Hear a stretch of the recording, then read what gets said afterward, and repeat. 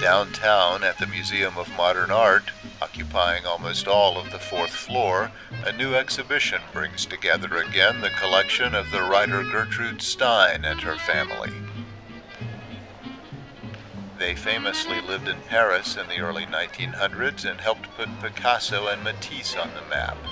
Their collection was funded with money sent from San Francisco, rent collected on property they owned in Pacific Heights.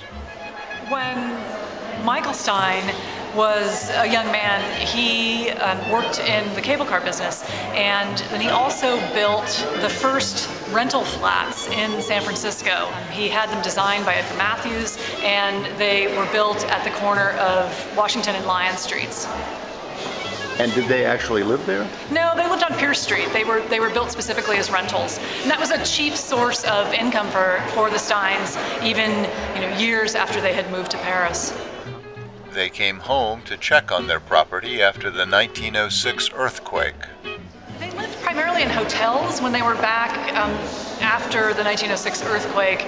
They also returned in 1910 and 1911 when Sarah Stein's father was ill, and they stayed on Clay Street then. And we have a wonderful postcard in the exhibition that was written and drawn by Matisse, and he includes a little sketch of a painting he was working on at the time. Gertrude Stein came from Paris back to Oakland to look for her family home and found there was no there. Michael and Sarah Stein returned to live in Palo Alto, and some of the major paintings in the collection eventually came to hang in Pacific Heights.